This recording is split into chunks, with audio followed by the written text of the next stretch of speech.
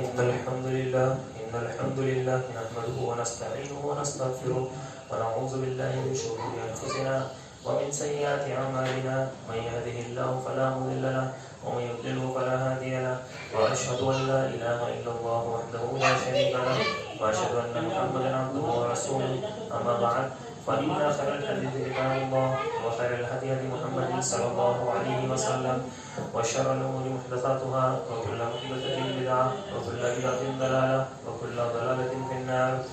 أعوذ بالله السميع العليم من الشيطان الرجيم. بسم الله الرحمن الرحيم. يا أيها الذين آمنوا اتقوا الله حق تقاته ولا تموتن إلا وأنتم مسلمون. وقال يا أيها الناس اتقوا ربكم الذي خلقكم من نفس واحدة وخلق منها زوجها وبث منهما رجالا كثيرا ونساء واتقوا الله الذي تساءلون به والأرحام إن الله كان عليكم رقيبا. يا أيها الذين آمنوا اتقوا الله وقولوا قولا سديدا يصلح لكم أعمالكم ويغفر لكم ذنوبكم ومن يطع الله ورسوله فقد فاز فوزا عظيما. قال الله تعالى في القرآن المجيد اتل ما أوحي إليك من الكتاب وأقيموا الصلاة إن الصلاة تنهى عن الفحشاء والمنكر ولذكر الله أكبر والله يعلم ما تصنعون. تمام طرح کی تعریف اور صفات اللہ وحدہ کے لیے جو تمام جہانوں کا پالنہار ہے اور لاکھوں کروڑ درود و سلام اللہ کے آخری نبی جناب محمد رسول اللہ صلی اللہ علیہ وسلم پر. یا ایھا الذین آمنوا صلوا علیہ وسلم تسلیما. اللهم صل على محمد وعلى ال محمد كما صليت على ابراهيم وعلى ال ابراهيم انك حميد مجيد. اللهم بارك على محمد وعلى ال محمد كما باركت على ابراهيم وعلى ال ابراهيم انك حميد مجيد. حضرات گرامی، خطبہ مسنونہ کے بعد میں نے آیت کریمہ آپ کے سامنے تلاوت کی. اس کے اندر اللہ تبارک و تعالیٰ نے اللہ کے نبی صلی اللہ علیہ وسلم سے خطاب کیا اور فرمایا کہ اے پیغمبر، جس کتاب کی وحی آپ کی طرف آ رہی ہے اتل ما اوحی الیک من الکتاب واقیموا الصلاۃ، اس کی تلاوت کرتے رہیے اور نماز کو قائم کیجیے. ان الصلاۃ تنہی عن الفحشاء والمنکر، یقیناً نماز بے حیائی اور برائی کے کاموں سے روکتی ہے. ولذکر اللہ اکبر، اور اللہ کا ذکر یہ سب سے بڑی بات ہے. واللہ یعلم ما تصنعون، اور جو کچھ تم کرتے ہو اللہ رب العزت ان تمام چیزوں کو جانتا ہے. اس آیت کریمہ میں ایک اہم بات نماز کا حکم اللہ تبارک و تعالیٰ نے دیا اور ساتھ ہی ساتھ یہ بتایا کہ نماز سے انسانی زندگی پر کیا اثرات مرتب ہوتے ہیں. یعنی جب ایک انسان نماز کو ادا کرتا ہے، نماز پڑھتا ہے، تو اس کی زندگی پر جو اثر مرتب ہوتا ہے، خالی اس آیت کے بارے میں اگر ایک انسان غور کر لے، فکر کر لے اور اس کو جان لے اور اس کو اپنے ذہن میں، مغز میں، اپنے دل و دماغ میں بٹھا لے، تو یہ ایک انسان کے لیے کافی ہے اس کی زندگی کو تبدیل کرنے کے لیے. حضرات گرامی، دین اسلام میں نماز کا مقام و مرتبہ ہم میں سے کسی سے مخفی نہیں ہے. توحید کے بعد دین کے اندر اگر کسی چیز کا نمبر آتا ہے، کسی چیز کا مقام ہے، تو نماز کا ہے. نماز رأس العبادات ہے، نماز ام العبادات ہے، نماز مقصد حیات ہے، مقصد زندگی ہے اور بندگی کا سب سے عظیم مظہر ہے نماز. اس دنیا میں جتنے نبی اور رسول آئے، جتنے پیغمبر آئے، سب کی شریعتوں میں اللہ تبارک و تعالیٰ نے انہیں نماز پڑھنے کا حکم دیا اور ان کو نماز کا حکم دیا. نماز کے اوقات الگ تھے، ان کی صفتیں الگ تھی، ان کی تعداد الگ تھی، لیکن نماز پڑھنا اللہ رب العزت کو نماز پڑھوانی تھی. ہر امت کے اندر اللہ نے نماز کو پڑھوایا. اللہ نے سورہ انبیاء میں جہاں پیغمبروں کا تذکرہ فرمایا، وہیں اللہ نے کہا وَأَوْحَيْنَا إِلَيْهِمْ فِعْلَ الْخَيْرَاتِ وَإِقَامَ الصَّلَاةِ وَإِيتَاءِ الزَّكَاةِ، کہ ان پیغمبروں کی جانب ہم نے بھلے کاموں کے کرنے، نماز قائم کرنے اور زکوٰۃ ادا کرنے کا حکم کرتے ہوئے وحی کی. یعنی پیغمبروں کو اللہ تبارک و تعالیٰ نے زکوٰۃ کی ادائیگی کے ساتھ، بھلے کاموں کے کرنے کے ساتھ نماز کو ادا کرنے کا بھی حکم دیا. حضرات گرامی، نماز یہ ہمیں بہت کچھ سکھاتی ہے. نماز یہ ظاہری حرکتوں کا صرف نام نہیں ہے کہ ایک انسان صرف ظاہری طور پر کیا کرے، نماز کو ادا کر لے. یعنی وہ مسجد کے اندر آئے، اللہ اکبر کہے، قیام کرے، رکوع کرے، سجود کرے اور سلام پھیر لے، صرف اس چیز کا نام نماز نہیں ہے. بلکہ نماز کو کما حقہ سمجھا جائے تو یہ ظاہر کی بھی عبادت ہے، یہ نماز جو ہے یہ باطن کی بھی عبادت ہے. یہ جسم کی بھی عبادت ہے، یہ روح کی بھی عبادت ہے، یہ فکر کی عبادت ہے، یہ خیالات کی عبادت ہے، دل و دماغ کی، اور یہ جسم کے تمام اعضاء کی، یہاں تک کہ انسان کے نظریات کی بھی عبادت ہے۔ یہ پورا ایک ضابطۂ حیات ہے نماز۔ ایک انسان جب نماز پڑھتا ہے تو انسان کی زندگی کو، معاشرت کو، اس کے حالات کو بدل دیتی ہے۔ اور اللہ تعالیٰ نے اس نماز کے ذریعے اللہ تبارک و تعالیٰ گھروں کی اصلاح کرتا ہے۔ اس نماز کے ذریعے اللہ تبارک و تعالیٰ معاشروں اور قوموں کی تربیت کرتا ہے۔ قرآن میں 2 مقامات ایسے ہیں جہاں اللہ نے مومن کی کئی صفات کا تذکرہ کیا ہے، ایمان والوں کی کئی صفات کا تذکرہ کیا، اور ان صفات کا تذکرہ کرتے ہوئے آغاز بھی اللہ تبارک و تعالیٰ نے نماز سے کیا اور اختتام بھی اللہ تبارک و تعالیٰ نے نماز سے کیا۔ قد افلح المؤمنون، یقیناً ایمان والوں نے فلاح حاصل کر لی، کامیابی حاصل کر لی۔ الذین هم فی صلاتهم خاشعون، جو اپنی نماز میں خشوع کرتے ہیں، خشوع و خضوع سے نماز پڑھتے ہیں۔ والذین هم عن اللغو معرضون، جو لغویات سے منہ موڑ لیتے ہیں، بےہودہ باتوں سے منہ موڑ لیتے ہیں، فحش باتوں سے منہ موڑ لیتے ہیں۔ لغویات کے اندر وہ تمام چیزیں آ جاتی ہے جو فضول ہوتی ہے، بیکار ہوتی ہے، بےہودہ ہوتی ہے، جو اسلام کے اندر شریعت جن کو پسند نہیں کرتی۔ والذین هم للزکاة فاعلون، جو زکوٰۃ ادا کرنے والے ہیں۔ والذین هم لفروجهم حافظون، جو اپنی شرمگاہوں کی حفاظت کرنے والے ہیں۔ الا علی ازواجهم او ما ملکت ایمانهم فانهم غیر ملومین، کہ بجوز اپنی بیویوں اور ملکت کی لونڈیوں کے یقیناً یہ ملامتیوں میں سے نہیں ہے۔ فمن ابتغى وراء ذلك فاولئک هم العادون، جو اس کے سوا کچھ اور چاہے وہی حد سے تجاوز کر جانے والے ہیں۔ والذین هم لاماناتهم وعهدهم راعون، جو اپنی امانتوں کی اور اپنی وعدوں کی حفاظت کرنے والے ہیں۔ اللہ تبارک و تعالیٰ یہاں پر مومنوں کی صفات بتا رہا ہے۔ والذین هم علی صلواتهم یحافظون، جو اپنی نمازوں کی نگہبانی کرتے ہیں۔ اولئک هم الوارثون، یہی وارث ہے، یعنی جو اپنی نمازوں کی حفاظت کرتے ہیں۔ تو یہاں پر اللہ تبارک و تعالیٰ نے مومنین کا تذکرہ کیا، شروع نماز سے کیا، ختم نماز پر کر دیا۔ یعنی نماز وہ ایک عظیم عبادت ہے جس سے ایک بندہ مومن کی پہچان ہوتی ہے، جس سے ایک بندہ مومن کی شناخت ہوتی ہے۔ اسی طرح سورہ معارج کے اندر بھی اللہ تبارک و تعالیٰ نے یہی اسلوب اپنایا۔ غور طلب بات یہ ہے کہ ان صفات میں آغاز نماز سے اور آخری صفت نماز بتائی گئی، تو یہ غور کرنے والی بات ہے۔ قرآن مجید اپنے اس خوبصورت انداز سے بتانا چاہتا ہے کہ نماز ایک مومن کی معاشرت کو بدل دیتی ہے، نماز ایک مومن کے معاملات کو چینج کر دیتی ہے، نماز اخلاقیات کو بدل دیتی ہے۔ اگر انسان بد اخلاق ہوتا ہے تو اس کو اچھے اخلاق کی طرف، بہترین اخلاق کی طرف، بہترین کردار کی طرف لے کر آ جاتی ہے۔ یعنی قرآن مجید ہمیں پیمانہ دے رہا ہے، قرآن مجید ہمیں یہ بتلا رہا ہے کہ اگر تم جاننا چاہتے ہو کہ واقعی میں تمہاری نماز ہو رہی ہے یا نہیں تو تم اپنی معاشرت کو دیکھ لو۔ اگر تم جاننا چاہتے ہو کہ واقعی میں تمہاری نماز ہو رہی ہے یا نہیں تو تم اپنے اخلاقیات کو دیکھ لو۔ اگر تم جاننا چاہتے ہو کہ واقعی میں تمہاری نماز ہو رہی ہے نہیں تو تم اپنی امانتوں کو دیکھ لو، تم اپنی امانتوں کو دیکھ لو، اپنی بول چال کو دیکھ لو، لوگوں کے ساتھ اپنے حقوق کو دیکھ لو، ان تمام چیزوں کو دیکھ لو۔ اگر تمہاری نماز تمہارے اخلاق کو نہیں بدلتی، اگر تمہاری نماز تمہارے معاملات کو نہیں بدلتی، اگر تمہاری نماز تمہیں امانت دار نہیں بناتی، اگر تمہاری نماز تمہیں لین دین میں صحیح نہیں کرتی، تو پھر وہ نماز نہیں ہو رہی۔ کیونکہ ان الصلاۃ تنہا عن الفحشاء والمنکر، اللہ تبارک و تعالیٰ کا حکم ہے کہ نماز بے حیائی اور برائی کے کاموں سے روکتی ہے۔ منکر ہر وہ کام ہوتا ہے جو خلاف شریعت ہوتا ہے۔ تو مطلب اگر ہم ان تمام چیزوں میں الجھے ہوئے ہیں تو نماز کا حق ہم ادا نہیں کر پا رہے ہیں۔ خالی جسمانی طور پر حاضری ہو رہی ہے لیکن روحانی طور پر وہاں پر حاضری نہیں ہے، بلکہ 50 خیالات کے اندر ہماری حاضری ہو رہی ہے۔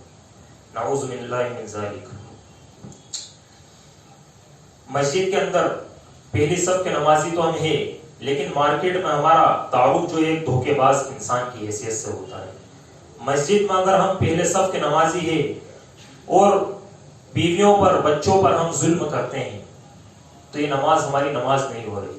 مسجد کے اندر اگر ہم اچھے سے تواضع اور انکساری کے ساتھ نماز پڑھتے ہیں لیکن ماں باپ کی نافرمانی کرتے ہیں، ان سے اونچی آواز میں بات کرتے ہیں، ان کی خدمت نہیں کرتے، تو ہماری نماز نہیں ہو رہی۔ جس شخص کو اس کی نماز اخلاق کی تعلیم نہ دے سکے، جس شخص کی نماز اس کی تربیت نہ کر سکے، اس کی زندگی کو نہ بدل سکے، اس کے معاملات کو نہ بدل سکے، اس کی زندگی کو نہ سنوار سکے، اس کے معاشرت کو نہ بدل سکے، اس کی نماز نہیں ہے، اور ایسے شخص نے نماز سے دراصل کچھ پایا ہی نہیں۔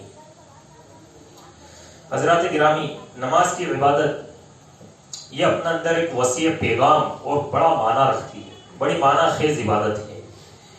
بندہ مومن اللہ اکبر کہہ کر نماز کو شروع کرتا ہے، اللہ کی کبریائی کا اعلان کر کے، اللہ کی بڑائی کا اعلان کر کے جب ہم نماز میں کھڑے ہو کر اللہ اکبر کہتے ہیں تو یوں کہیے کہ اللہ کی کبریائی اور بڑائی کا اقرار کرتے ہوئے اعتراف کرتے ہیں کہ کسی بڑے کی بڑائی کسی بڑے کی کبریائی اللہ رب العزت کی کبریائی کے سامنے کوئی معنی نہیں رکھتی۔ اب ہمیں کسی بڑے کی بڑائی ڈرا نہیں سکتی، کسی بڑے کی کبریائی ہمیں دبا نہیں سکتی۔ ہمارے دل میں صرف اگر رعب رہے گا، خوف رہے گا، تو صرف اللہ رب العزت کا رہے گا کہ اللہ سے بڑا کوئی نہیں ہے۔ یہ کہہ کر ہم کیا کرتے ہیں؟ اللہ اکبر نماز کے اندر کہتے ہیں۔ جب ہم اللہ اکبر کہتے ہیں ہمارا غرور کچلا جاتا ہے۔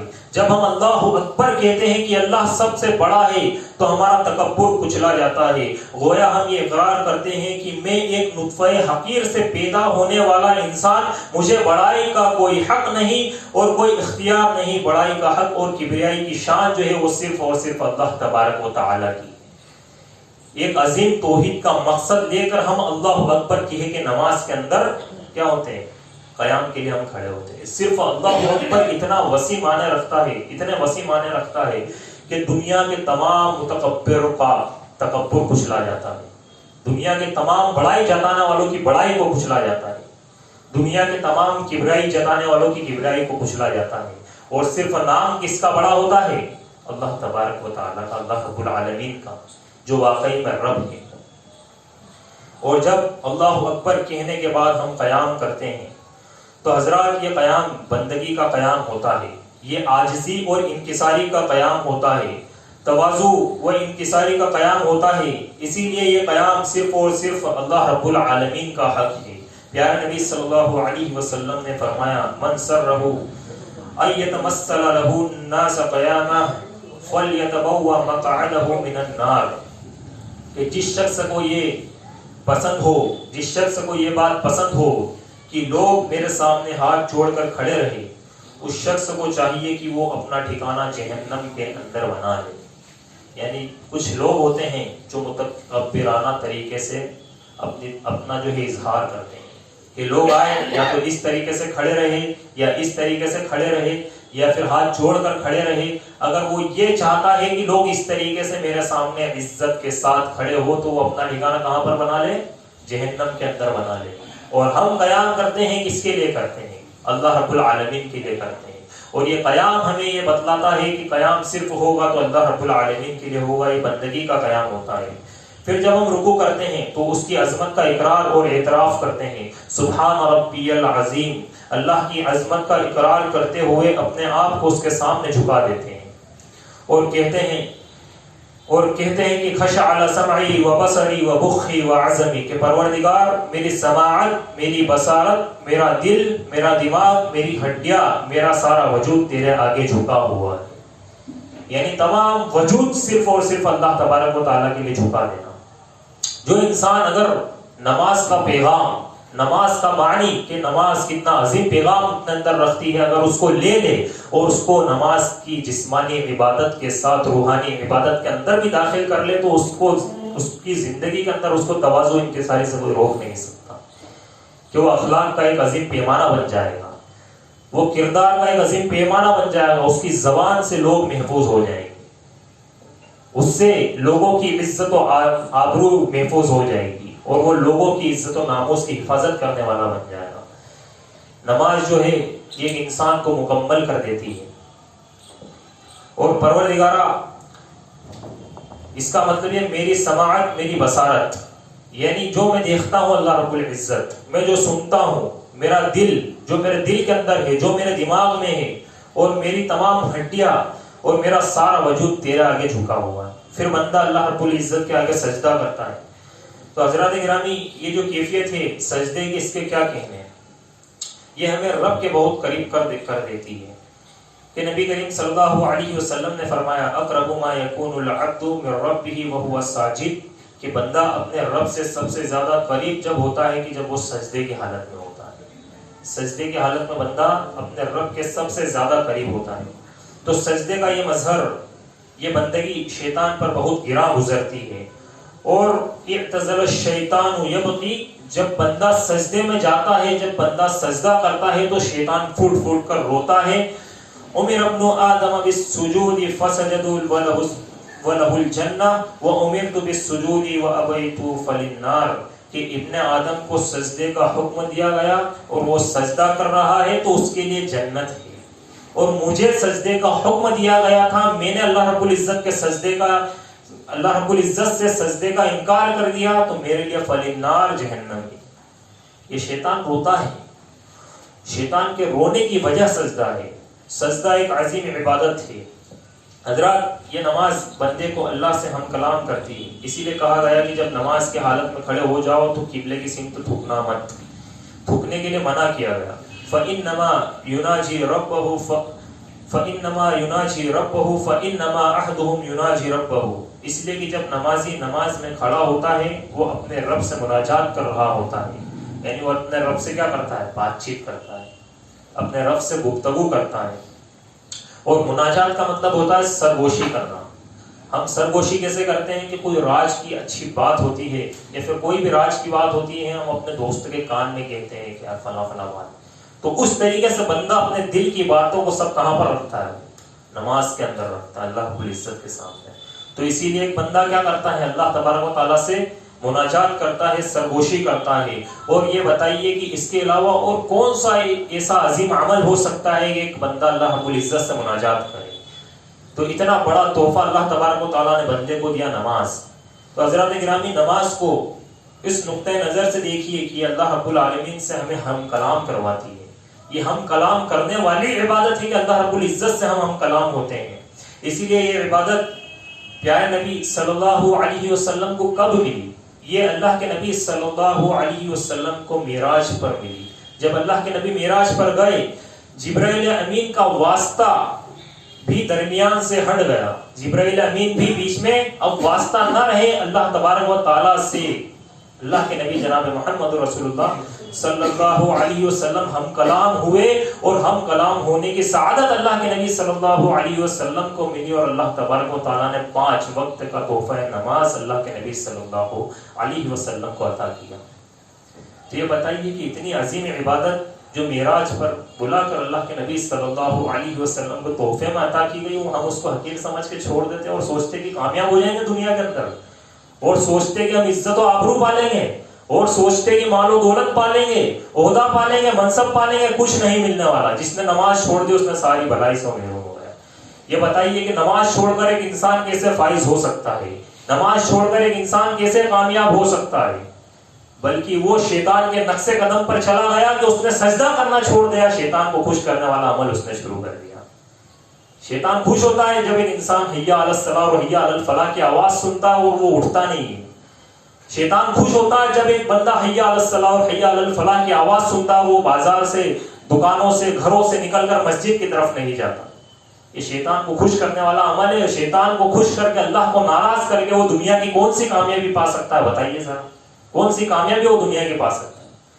اس کو دنیا کے اندر صرف اور صرف ملے گی تو کیا ملے گی؟ ذلت ملے گی، کیونکہ نماز کو چھوڑ کر، جس نے نماز کو چھوڑا اس کو ذلت ملے گی۔ تو نماز کو اس نقطۂ نظریہ سے دیکھیے کہ 5 وقت کی جو نماز ہے یہ اللہ کے نبی صلی اللہ علیہ وسلم کو کب ملی؟ کہ جب اللہ کے نبی صلی اللہ علیہ وسلم اللہ تبارک و تعالیٰ سے ہم کلام ہوئے، اور بغیر جبرائیل کے واسطے یہ نماز جو ہے اللہ تبارک و تعالیٰ نے اللہ کے نبی صلی اللہ علیہ وسلم کو تحفے میں عطا کری۔ تو حضرات، نماز کی یہ عبادت ہمیں حشر کی میدان کی بھی یاد دلاتی ہے کہ جس طرح ہم سب بستہ کھڑے ہوتے ہیں، جس طرح ہم یہاں پر ایک ساتھ لائن قطار کھڑے ہوتے ہیں، اسی طریقے سے ہمیں ایک دن حشر کے میدان میں بھی اسی طریقے سے کھڑے ہونا ہے۔ ابن قیم الجوزی رحمۃ اللہ علیہ فرماتے ہیں کہ بندے کو اللہ کے سامنے 2 طرح کا قیام کرنا پڑتا ہے۔ پہلا قیام یہ کہ وہ دنیا میں بحالت نماز میں اللہ تبارک و تعالیٰ کے سامنے کھڑا ہوتا ہے، اور دوسرا قیام اسے اسی طریقے سے حشر کے میدان کے اندر بھی کرنا ہوگا۔ وہ فرماتے ہیں کہ حشر میں اسی کا قیام درست ہوگا، حشر میں اسی کا قیام درست ہوگا دنیا میں جس کی نماز کا قیام درست ہوگا۔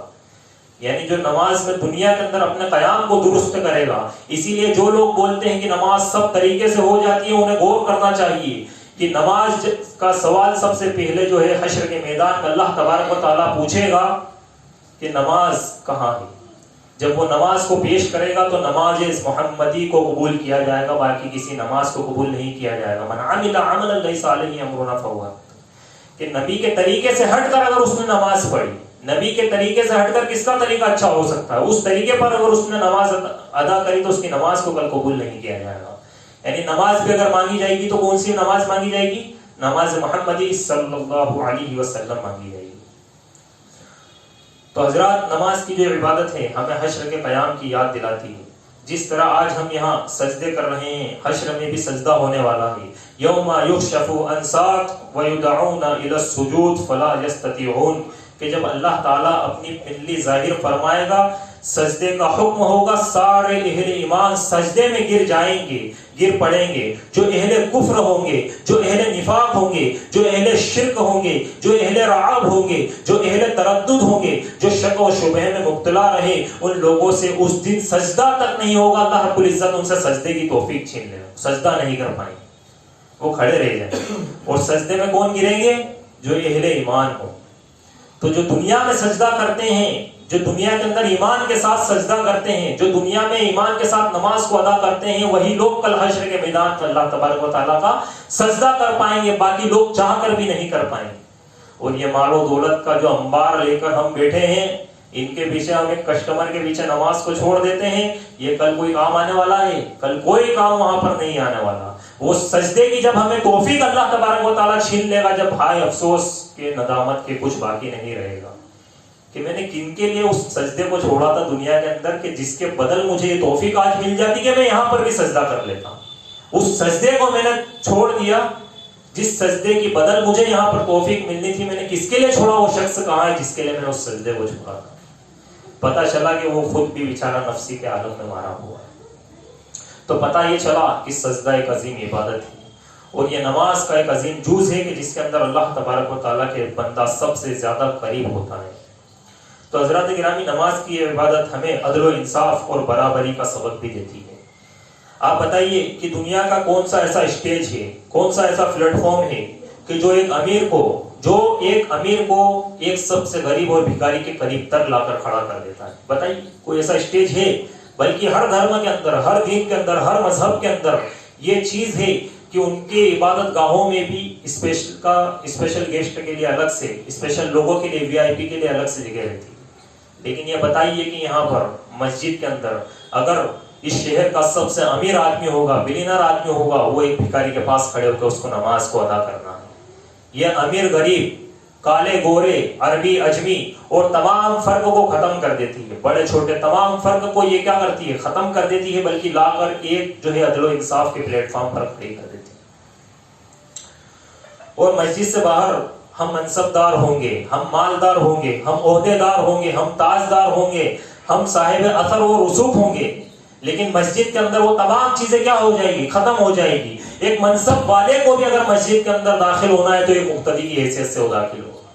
ایک عہدیدار کو بھی اگر مسجد کے اندر داخل ہونا ہے تو ایک مقتدی کی، ایک نماز پڑھنے والے کے عام انسان کی حیثیت سے وہ داخل ہوگا۔ یہاں تک کہ اگر گورنر بھی نماز پڑھے گا تو اس بھکاری کے سے کندھا اور ٹکنا ملا کر نماز کو ادا کرے گا۔ یہ عدل و انصاف آپ کو کہیں دیکھنے کو نہیں ملے گا جو نماز ہمیں بتلاتی ہے، نماز ہمیں سکھاتی ہے۔ اور اقبال نے کہا کہ آ گیا عین لڑائی میں اگر وقت نماز، آ گیا عین لڑائی میں اگر وقت نماز، قبلہ رخ ہو کر زمیں دوش ہوئی قوم حجاز، قبلہ رخ ہو کر زمیں دوش ہوئی قوم حجاز، ایک ہی صف میں کھڑے ہو گئے محمود و عیاض، نہ کوئی بندہ رہا نہ کوئی بندہ نواز۔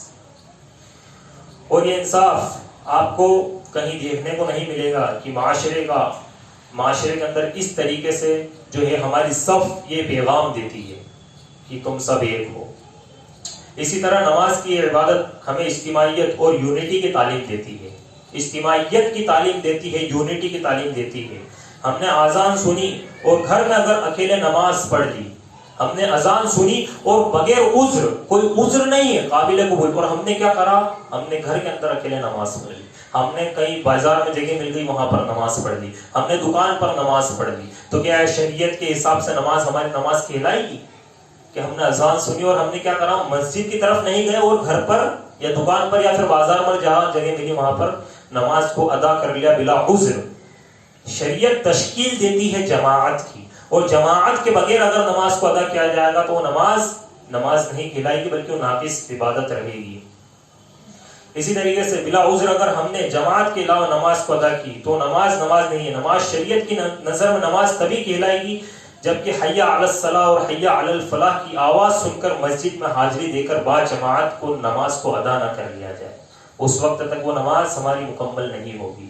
اس طریقے سے اگر ہوتا تو پھر کیا مسئلہ تھا. اللہ کے نبی صلی اللہ علیہ وسلم جب نماز پڑھایا کرتے تھے تو نماز پڑھانے کے بعد جبکہ قبلہ رخ ہو کر اللہ تبارک و تعالیٰ سے دعا کرنے کا موقع رہتا ہے، لیکن اللہ کے نبی صلی اللہ علیہ وسلم پلٹتے تھے اور صفوں کی طرف منہ کرتے تھے، دیکھتے تھے کہ کون حاضر ہے کون غائب ہے، کون آیا ہے اور کون نہیں آیا ہے. نماز یہ بتلاتی ہے، نماز ایک نظم ہے، ایک ضبط ہے. یہ ضبط کیسا ہے کہ اللہ کے نبی صلی اللہ علیہ وسلم دیکھتے تو پوچھتے کہ فلاں شخص نہیں آیا، آج فلاں صحابی نہیں آئے، تو بتاتے کہ فلاں بیمار ہے، فلاں بیمار ہے، کہ فلاں کا ایکسیڈنٹ ہو گیا ہے، کہ فلاں کو یہ ہو گیا ہے، فلاں کو ہو گیا ہے. تو یہ نظم جو یہاں پر جمع ہوتی ہے یہ بتلاتا ہے کہ کس شخص کو کیا ہو گیا ہے، اور پھر اس کے بعد اس کی عیادت کی جاتی ہے، اس کی مدد کی جاتی ہے، اس کی ہیلپ کی جاتی ہے. نماز ایک بہترین ضابطہ ہے، ایک بہترین نظام ہے مومنوں کے. اگر نماز سے منتشر ہو گئے، نماز سے بکھر گئے، نماز سے دور ہو گئے تو یہ سارے ضابطے ہم سے دور ہو جائیں گے. اور وہی آج ہوا ہے کہ ایک انسان کیا ہو گیا، نماز سے وہ دور ہو گیا ہے، اس نے وہ نظم و ضبط چھوڑ دیا، وہ یونٹی اس کے اندر ختم ہو گئی ہے، وہ بات اس کے اندر ختم ہو گئی کہ 5 وقت اپنے بھائیوں سے اگر نماز کے اندر ملاقات کرتا تو محبت کا پیمانہ کیا ہوتا، اور اتحاد و اتفاق کا پیمانہ کیا ہوتا، ان کے نظریات کا پیمانہ کیا ہوتا، اس کی بات الگ ہوتی. لیکن خالی صرف ایک ہفتے میں ہم اگر جمع ہو کر نماز پڑھتے ہیں تو اس میں وہ چیز پیدا ہو سکتی ہے جو 5 وقت کی نماز کو ہمارے اوپر عائد کیا گیا ہے. ان الصلاۃ کانت علی المؤمنین کتابا موقوتا، کہ مومنوں تمہارے اوپر 5 وقت کی نماز اس کے وقتوں پر فرض کر دی گئی ہے. یعنی ایسا بھی کہ نہیں ہے کہ وقت کے علاوہ نماز پڑھنی، وقتوں پر ہی فرض کی گئی ہے. تب جا کر وہ مٹھاس پیدا ہوگی، شریعت کی مٹھاس ہمارے دلوں کے اندر آئے گی. تو یہ جو نماز ہے ہمیں وقت کی پابندی سکھاتی ہے، وقت کا پابند بناتی ہے، ٹائم مینجمنٹ سکھاتی ہے کہ آپ کی فجر تبھی فجر کہلائے گی جب فجر صادق کے بعد اور طلوع آفتاب سے پہلے آپ اس کو ادا کریں. آپ کی ظہر تبھی ظہر کہلائے گی جبکہ وہ زوال آفتاب کے بعد پڑھے، اور آپ کی عصر تبھی عصر کہلائے گی جبکہ ہر چیز کا سایہ اس کے مثل ہونے کے بعد آپ اس کو ادا کریں. آپ کی مغرب اسی وقت مغرب کہلائے گی کہ سورج کے ڈوبنے کے فوری بعد آپ اس کو ادا کریں. آپ کی عشاء اسی وقت عشاء کہلائے گی کہ شفق کے غائب ہونے کے بعد آپ اس کو ادا کریں. ایسا نہیں ہے کہ ہم 3 بجے رات کو اٹھ کر فجر کی نماز بڑے خوشی اور بڑے خضوع کے ساتھ ادا کر لے تو وہ نماز کہلائے گی؟ نہیں کہلائے گی. وہ نماز نہیں کہلائے گی. یہ ہمیں ٹائم مینجمنٹ اسلام ہمیں سکھلاتا ہے، یہ وقت کا پابند بناتا ہے.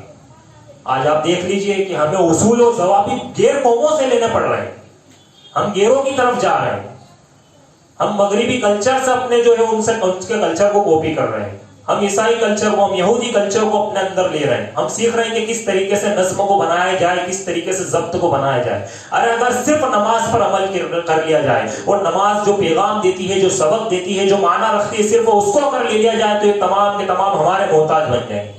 ہمیں ان سے کلچر لینے کی ضرورت پڑے گی ہی نہیں، ان سے نظم و ضبط لینے کی ضرورت نہیں پڑے گی. نماز ایک عظیم عبادت ہے، یہ بہت عظیم معنی اپنے اندر رکھتی ہے.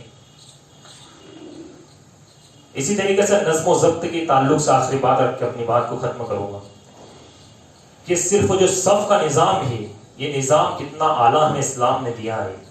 یہ ایک مسلم دانشور ایک غیر مسلم کے ساتھ بڑا مشہور واقعہ ہے کہ ایک مسلم دانشور غیر مسلم کے ساتھ بیٹھ کر ٹیلی ویژن پر حرم مکی کی جو ہے مطاف کا منظر دیکھ رہے تھے.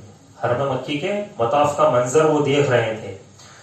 تو مسلم دانشور نے اپنے غیر مسلم دوستوں سے پوچھا کہ بتاؤ کہ جو لاکھوں کا مجموعہ ہے جو طواف بھی کر رہا ہے، کچھ لوگ بیٹھے ہوئے ہیں، یہ اگر تمام کے تمام کو اگر ایک جگہ ایک صفوں کے اندر ان کو اگر لائن سے کھڑا کرنا ہو، ان کو صفوں کے اندر اگر لائن سے اس لاکھوں کے مجموعے کو اگر کھڑا کرنا ہو، ایک جگہ جمع کرنا ہو، تو اس میں کتنا وقت لگے گا؟ تو اس نے بولا کہ کئی گھنٹے اس کے اندر لگ جائیں گے.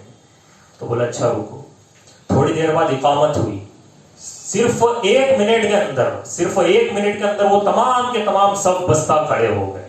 صرف 1 منٹ کے اندر اقامت ہونے کے بعد وہ تمام کے تمام سب بستہ ہو کر کھڑے ہو گئے. سبوں نے اپنی صفوں کو درست کر لیا. تو وہ دیکھ کر حیرت میں پڑ گیا کہ واقعی اسلام نے صرف یہ جو اس نے کہا کہ صرف جو صف کھڑی کرنے کا جو نظام ہے اسلام کے اندر، اگر خالی مسلمان اسی سے سبق لے لے تو ان کی کامیابی اور کامرانی کے لیے کافی ہو جائے. اور اس نے نماز کی عظیم عبادت کو مان لیا، اس کے حقائق کو مان پڑا. تو یہ اسلام نے ہمیں اتنی عظیم عبادت دی ہے. تو اب ہم اس کو چھوڑ کر کس طرف جا رہے ہیں؟ کس طرف ہم جا رہے ہیں یہ بتائیے. اللہ نے قرآن مجید کے اندر کہا کہ اللہ کا ذکر سب سے بڑی بات ہے، اور جو اس سے منہ موڑے گا، جو اس سے دور جائے گا، وہ نصلیہ جہنم وساءت مصیرا. سب سے پہلے تو اللہ جو تبارک و تعالیٰ اس کو انہی چیزوں کے اندر الجھا دے گا، وہ نکل ہی نہیں پائے گا. اچھا آپ نے ایک چیز دیکھی ہوگی کہ جب ہم دنیا کی طرف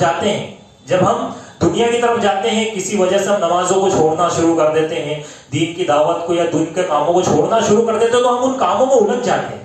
پھر نکلنا بڑا مشکل کیوں ہو جاتا ہے؟ وہ اسی لیے ہو جاتا ہے کہ اللہ رب العزت ہم سے توفیق چھین لیتا ہے. اللہ رب العزت ہم سے توفیق چھین لیتا ہے. یہ بتائیے کہ اگر آپ کو یہاں کا پارسل یا پھر گورنر یا پھر کوئی اور اگر آپ کو سی ایم پی ایم اگر آپ کو ایک خط لکھ کر بھیجے کہ آپ کو جو ہے تشریف لے کر آنا ہے، آپ پھولے نہیں سمائیں گے، آپ پورے شہر میں بتائیں گے کہ دیکھو یار کتنا بڑا میرے پاس لیٹر آیا ہے، انویٹیشن کارڈ آیا ہے، میرے پاس پی ایم کا خط آیا ہے. بتائیں گے یا نہیں بتائیں گے؟ واٹس ایپ، فیس بک، سارے سوشل میڈیا کا استعمال کر لیں گے. تو ہم جائیں گے. اور کیوں نہیں جائیں گے؟ کیونکہ بلایا ہے، بڑے پروگرام میں ہمیں بلایا، اتنی عزت دی. تو یہ بتائیے کہ اللہ تبارک و تعالیٰ ہمیں حی علی الصلاۃ اور حی علی الفلاح کہلوا کر بلوا رہا ہے مسجد کی طرف، تو ہمیں تو جانا ہی ہے، لیکن ہم نہیں جا رہے. یعنی اللہ رب العزت نے ہمیں بلایا ہی نہیں، اللہ رب العزت نے ہم سے توفیق چھین لی. کہ اللہ رب العزت چاہتا ہی نہیں کہ اب تو آ کر سجدہ کریں یہاں پر. یعنی اللہ رب العزت نے نعمت توفیق ہم سے چھین لی کہ اب ہمیں سجدے کی بھی توفیق اللہ رب العزت. وَنُصْلِهِ جَهَنَّمَ وَسَاءَتْ مَصِيرًا. پھر ہم اس کو ان کاموں کے اندر الجھاتے ہیں دنیاوی کاموں میں، پھر ہم اس کو لے کر جاتے ہیں جہنم کی طرف. وَسَاءَتْ مَصِيرًا. اور یہ ٹھکانے کے اعتبار سے جہنم سب سے بدترین ٹھکانہ ہے، اس سے بدترین کوئی ٹھکانہ ہو نہیں سکتا. تو یہ یاد رکھیے کہ اگر ہم نماز نہیں پڑھتے ہیں تو وہ ہم نہیں پڑھ رہے ہیں، بلکہ اللہ رب العزت نے توفیق چھین لی. اللہ رب العزت کی عبادت کے لیے آپ تمام کو پتا ہے کہ کس طریقے سے بیت المعمور کا جو ہے فرشتے طواف کرتے ہیں. اور ایک فرشتہ اگر طواف کر کے نکل جائے تو کل قیامت تک اس کا نمبر آنے والا. اتنی فرشتے اللہ تبارک و تعالیٰ کی عبادت میں لگے ہوئے ہیں، اتنے فرشتے کہ اگر ایک فرشتہ طواف کر کے نکل جائے تو قیامت تک اس کا نمبر نہیں آنے والا. اتنے فرشتوں کے نمبر وہاں پر لگے ہوئے. تو اللہ رب العزت کو ہماری عبادت کی ضرورت نہیں، ہمیں اللہ رب العزت کی عبادت کی ضرورت ہے. اللہ کو ہمارے سجدوں کی ضرورت نہیں، ہمیں اللہ کے سجدوں کی ضرورت ہے. اللہ رب العزت سے توفیق طلب کیجئے، نمازوں کو قائم کیجئے، کیونکہ اللہ رب العزت کی شان پہلے سے اعلیٰ. ایسا نہیں کہ آپ سجدے کر لیں گے 2-4 تو بڑھ جائے گی. اسی میں آپ ہی کا فائدہ ہے کہ آپ کی دنیا بھی سنورے گی اور آخرت بھی سنورے گی. تو اسی لیے نماز کو بہت معمولی میں مت دیجیے بھائی. کل اگر موت آ گئی، بہت سارے لوگ، بہت ساری عورتیں ایسی ہیں کہ جن کا پردہ کفن ہوتا ہے، جن کا پردہ، بہت ساری عورتیں ایسی کہ جن کا پردہ کفن ہوتا ہے، اور بہت سارے لوگ ایسے ہیں کہ جن کو مسجد میں ان کا جنازہ لے کر آتا ہے ان کی نماز پڑھوانے کے لیے. یعنی ان کی نماز پڑھی جاتی ہے. تو اس سے پہلے کہ نماز پڑھ دو، اپنی نماز پڑھ دی جائے. وآخر دعوانا الحمدللہ رب العالمین.